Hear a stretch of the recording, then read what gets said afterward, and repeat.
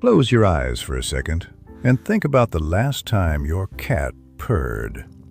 That low, rolling vibration, felt before it's heard. Starting somewhere deep in the chest and spreading outward until the whole animal seems to hum. There's nothing else quite like it, not in nature, not in the entire animal kingdom. It is one of the most recognizable sounds on the planet, and almost everyone who has ever heard it has assumed they understood what it meant. Happiness, contentment, a cat that is comfortable and safe and satisfied. And sometimes that's exactly right. But sometimes it isn't. And the gap between what most people think a purr means and what a purr actually is, scientifically, biologically, neurologically, that gap is where the real story lives. Because your cat's purr is not what you think it is. It is not a simple sound. It is not a single signal. It is one of the most sophisticated, multifunctional, and genuinely mysterious biological mechanisms in the animal world.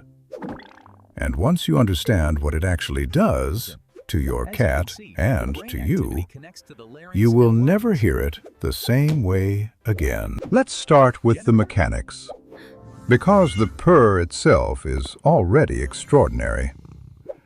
Unlike most vocalizations, which are produced during either an inhale or an exhale, a cat's purr happens continuously on both the inhale and the exhale, without interruption. The sound is generated by rapid, rhythmic contractions of the laryngeal muscles, the muscles of the voice box, which open and close the glottis, the part of the larynx that surrounds the vocal cords, at a rate of between 25 and 150 times per second. Each opening and closing creates a tiny pressure change in the airflow. Those pressure changes produce the vibration, and that vibration, that specific, rolling, unbroken hum, is produced over and over, breath after breath, inhale and exhale, for as long as the cat chooses to sustain it. No other animal does this. Some big cats, lions, tigers, leopards, can roar but cannot purr. Smaller cats, domestic cats, cheetahs, cougars, can purr but cannot roar. The purr is a specific evolutionary development, unique to a specific branch of the cat family tree. Your cat has a capability that no lion on earth possesses. Now, the frequency. This is where it stops being just interesting and starts being genuinely remarkable. Cat purrs operate at frequencies between 25 and 150 Hertz, with most of the acoustic energy concentrated in the 25 to 50 Hertz range. This is not a random biological coincidence. Research in the field of vibrational medicine, the study of how sound frequencies affect biological tissue, has identified the 25 to 50 Hertz range as one of the most therapeutically significant frequency bands known. Studies have shown that exposure to frequencies in this range promotes bone density and stimulates bone healing. It accelerates the repair of tendons and ligaments. It reduces inflammation. It promotes the growth of muscle tissue. It has measurable analgesic effects, meaning it reduces the experience of pain. In human medicine, low-frequency vibration therapy in the 25 to 50 Hertz range is used in clinical settings for exactly these purposes. And cats produce this frequency naturally, continuously, every time they purr. Here's what researchers began to wonder when this data came together. Cats sleep a lot, more than almost any other mammal, 12 to 16 hours a day on average. Long periods of stillness and inactivity that, in most animals, would lead to measurable loss of bone density and muscle mass. Extended rest without movement typically degrades the musculoskeletal system over time. It's one of the challenges of recovery from injury or illness in humans and animals alike. But cats don't show this degradation. Cats who rest for extended periods maintain their bone density and muscle integrity at levels that shouldn't be possible given the amount of time they spend not moving.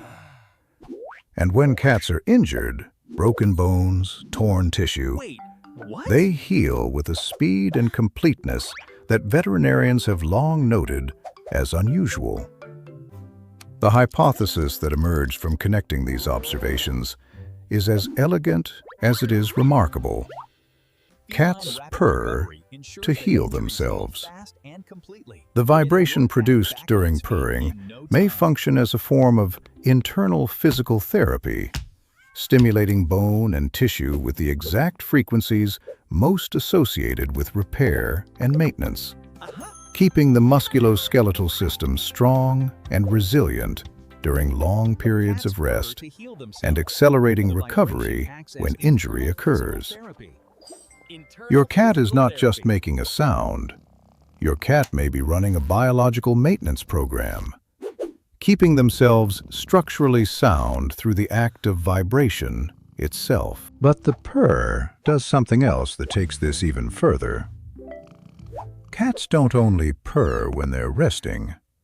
They purr when they're injured, when they're sick, when they're giving birth, when they're dying. This is the data point that breaks the simple purring equals happiness model completely. Because a cat in pain, a cat in crisis, a cat at the very end of its life, will sometimes purr continuously. And for years, this was misunderstood. People interpreted it as the cat being peaceful, being comfortable, not being in distress. Sometimes veterinarians missed the severity of a situation because the cat was purring, and purring was associated with contentment. What researchers now believe is that purring in these contexts is self-medication. The cat is not purring because it feels good. The cat is purring to try to feel better. The vibration and the neurochemical state associated with producing it may provide genuine pain relief. It activates the body's own systems. It keeps the bones and tissue stimulated. It may regulate breathing and heart rate.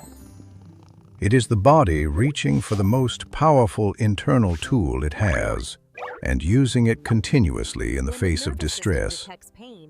The purr is not a signal of contentment in these moments. It is an act of survival. Now, let's talk about what it does to you, because this is the part most people have never heard.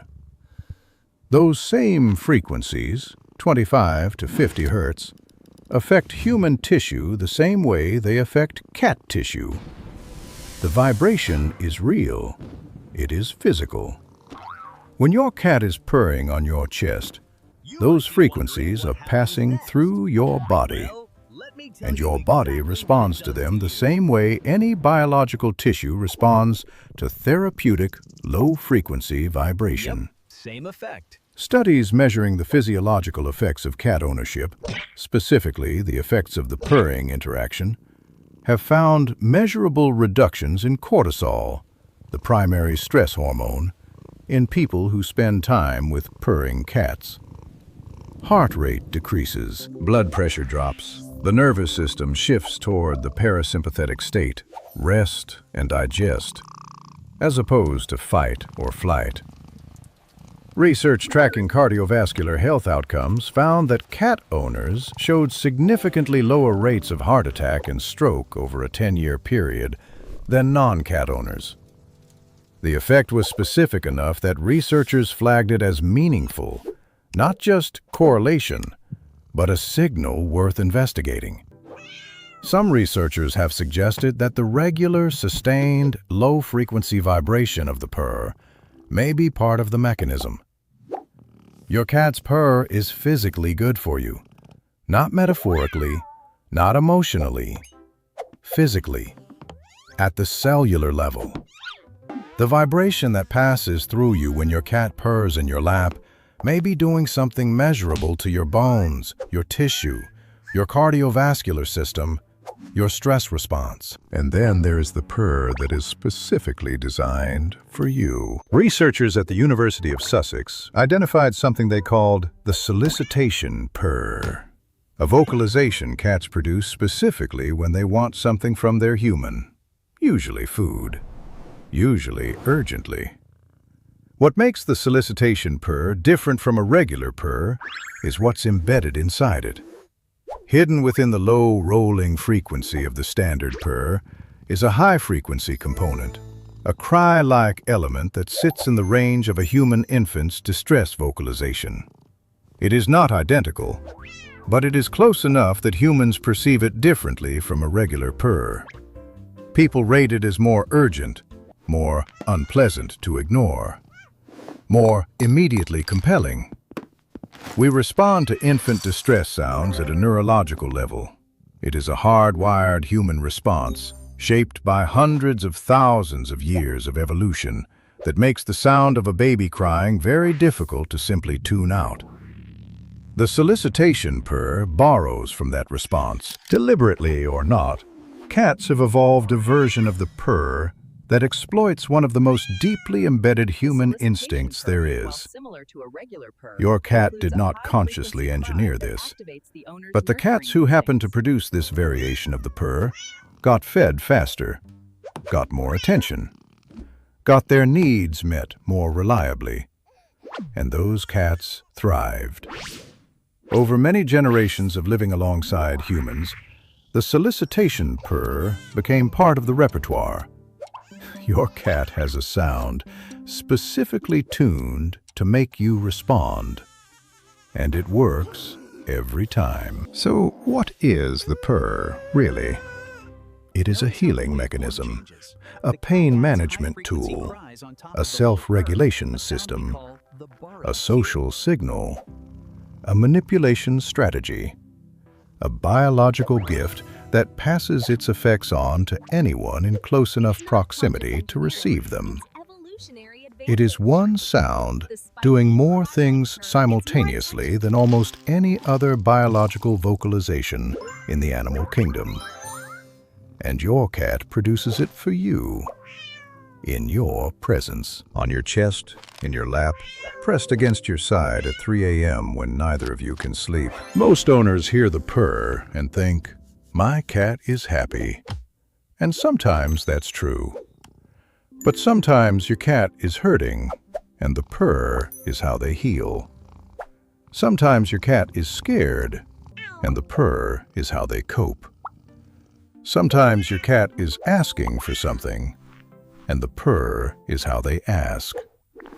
And sometimes, in the quiet moments, in the still ones, when the world outside is loud and complicated and too much, your cat is purring because you are there.